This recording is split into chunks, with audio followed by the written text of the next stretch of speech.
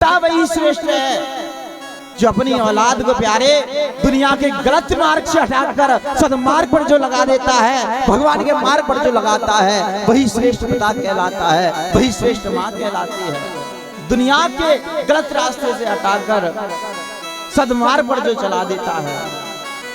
जो आज भक्त ध्रुव माँ सुनीति ने सोचा कि मैं अपने पुत्र को ऐसा बनाऊंगी यशस्वी तेजस्वी कि मेरा बालक भगवान को प्राप्त करे।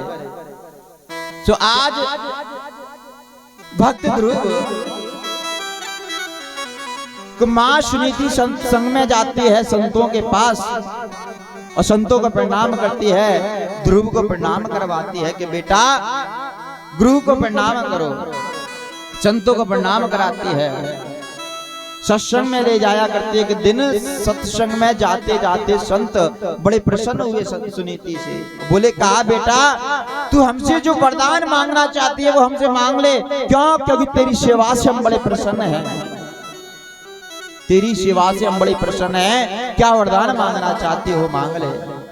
बोले बाबा यही वरदान दे दो कि मेरी जो सौत है उसके 4 वर्ष विवाह के हो गए हैं, कोई बालक उसके नहीं हुआ, बस उसके कोई पुत्र हो जाए।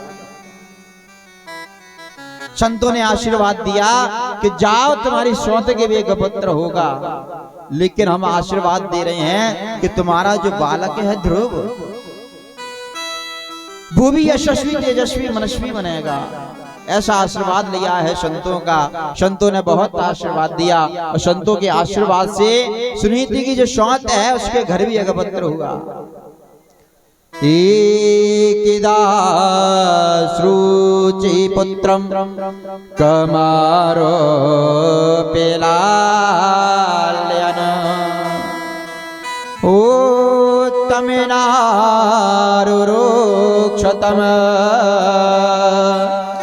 ध्रुवम राजा भैनंदता। सो एक दिन राजा तानपाद की गोद में श्रुचि के पुत्र उत्तम गोद में खेल रहे थे, तो ध्रुव जी ने देखा कि पिताजी की गोद में सौतेली माँ का पुत्र खेल रहा है, तो ध्रुव जी पिताजी की गोद में चढ़ने को हुए और पिताजी पिताजी कहकर जाने लगे। पिताजी ने भी हाथ बढ़ाए आजा बेटा, और जैसे ही गोद में बैठने को हुए इतने में सौतेली माँ आ गई और जिसने फटकार लगाई, अरे क्या कर रहा है, क्या कर रहा है ये? बोले पिताजी की गोद में बैठ रहा हूं। बोले हट जा यहाँ से, इस पिता की गोद में बैठने का तुझे अधिकार नहीं है। बोले क्यों? क्या मेरा पिता नहीं है? बोले तेरा पिता तो है लेकिन तू मेरा बेटा नहीं है, तूने दूसरी स्त्री के गर्भ से जन्म लिया है, इसलिए तू इस गोद में बैठने का अधिकार नहीं है। सौतेली माँ ने भगा दिया पिताजी की गोद से। ध्रुव के नेत्रों से आंसू आने लगे, ध्रुव जी के नेत्रों से आंसू आने लगे हैं और कहा सौतेली माँ ने कि अगर तुझे पिता की गोद में बैठना है तो जा वन में जाकर भगवान की तपस्या करना, और भगवान की तपस्या जब कर ले तो भगवान को प्रकट करके वरदान मांगना, और वरदान मांगना तो ये कहना कि मुझे माँ सुरुचि के गर्भ से जन्म मिले। तो आज इस सुरुचि ने भक्त का ही अपमान नहीं बल्कि भगवान का भी अपमान किया है, और भक्त ध्रुव रोते रोते अपनी माँ सुनीति के पास आ गए हैं, रोने लगे हैं। ध्रुव रोते रोते माँ सुनीति के पास आ गए हैं। माता ने बोली बेटा क्यों रोता है? तो आज रोते रोते ध्रुव जी मैया को अपनी व्यथा सुना रहे हैं। और रोए रोए कहे ध्रुव महाराज मैया मोए मौसी ने मारो। रोए रोए कहे ध्रुव महाराज मैया मोए मौसी ने मारो, मोए मौसी ने मारो मैया मोए मौसी ने मारो, मोए मौसी ने मारो मैया मोए मौसी ने मारो। रोए रोए कहे ध्रुव महाराज मैया मोए मौसी ने मारो। रोए रोए कहे ध्रुव महाराज मैया मोए मौसी ने मारो।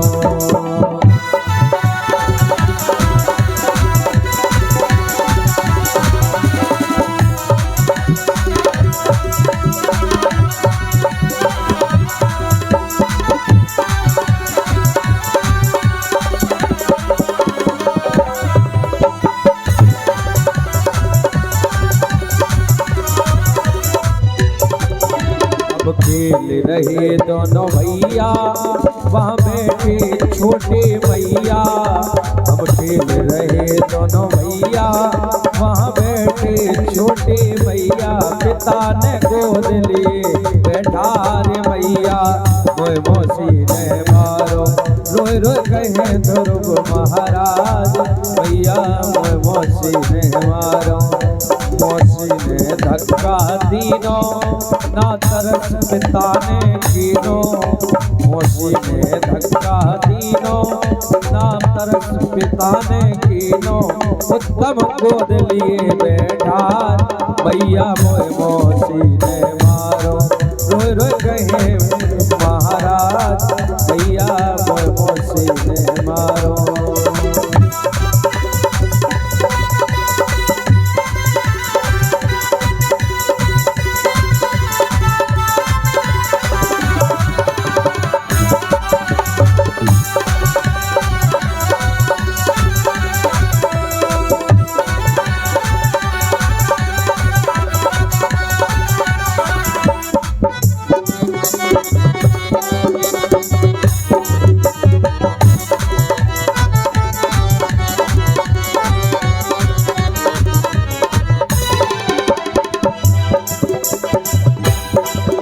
मत फिकर करे मात के,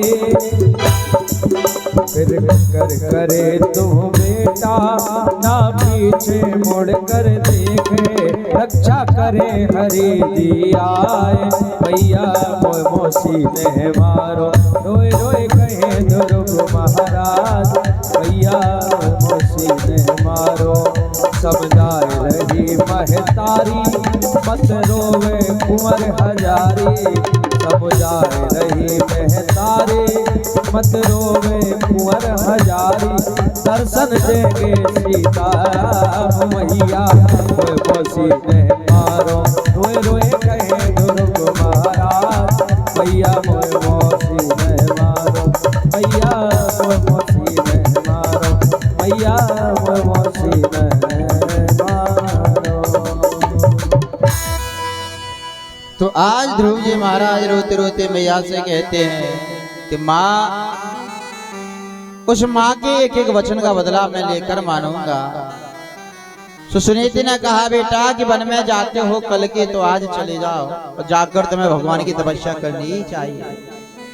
ध्रुव जी रोते रोते कहते कि माँ तू भी मुझे वन में जाने की कहती है कि बोले हाँ बेटा तुझे वन में जाना ही चाहिए, भगवान की प्राप्ति करना ही चाहिए।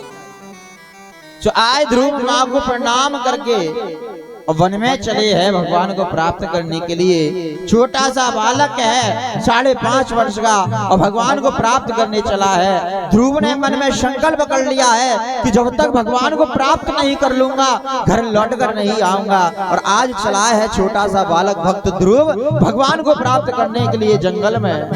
और जब जंगल में गया है तो बीच मार्ग में नारद जी मिले हैं। नारद जी ने पूछा कि बेटा तुम भगवान को प्राप्त करने जा रहे हो, तुमने कोई जीवन में गुरु बनाया कि नहीं? बोले नहीं मैंने कोई गुरु नहीं बनाया। तो बोले बेटा तुम भगवान को प्राप्त करने जा रहे हो, जीवन में तुमने गुरु नहीं बनाया तो तुम्हें भगवान नहीं मिलेगा। इसलिए अपने जीवन में गुरु धारण कर लो और जैसे ही गुरु को धारण कर लोगे तुम्हें भगवान मिल जाएगा। तो आज बोले ध्रुव जी ने कहा कि महाराज आप ही मेरे गुरु हैं। तो नारद जी ने बालक के कान में गुरु मंत्र दिया, द्वादशाक्षर मंत्र, और द्वादशाक्षर मंत्र दिया और कहने लगे कि बेटा इस मंत्र को जाकर तुम भजन करना, तुम्हें भगवान मिलेगा। मंत्र दिया, बोले ओम नमो भगवते वासुदेवाय, ओम नमो भगवते वासुदेवाय,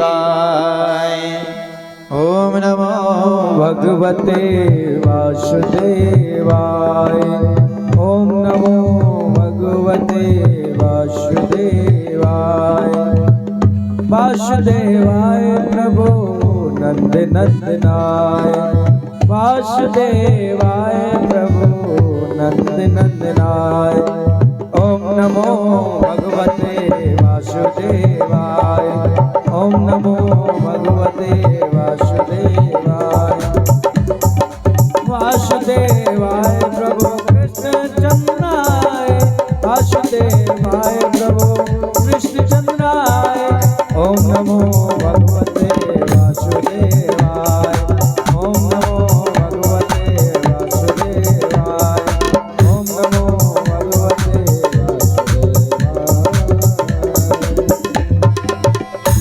नारद जी ने आज द्वादशाक्षर मंत्र दिया और कहा बेटा जाओ तुम्हें भगवान मिलेगा। सुग्रीव जी के चरणों में प्रणाम कर कर भक्त ध्रुव भगवान को प्राप्त करने चला है और वन में गया है। मधुवन में जाकर ध्रुव एक पैर से खड़े हो गए हैं और दोनों हाथ ऊपर उठा लिए हैं और नेत्र बंद कर भगवान का ध्यान किया है कि हे प्रभु मुझे आकर दर्शन देना, हे गोविंद मुझे आकर दर्शन देना। मधुवन में छोटा सा बालक खड़ा है, ओम नमो भगवते वासुदेवाय का मंत्र का जप कर रहा है। जब पहला महीना चल रहा है मंत्र जप का, तो 3 दिन तक भक्त ध्रुव कुछ नहीं खाते हैं। 3 दिन में केवल एक बार फल खाते हैं और अखंड भजन चल रहा है, ओम नमो भगवते वासुदेवाय, ओम नमो भगवते वासुदेवाय। 3 दिन में सिर्फ फल खाते हैं। जब दूसरा महीना लगा भक्त ध्रुव का, तो दूसरे महीने में भक्त ध्रुव जो फल खाते थे वो फल त्याग दिए।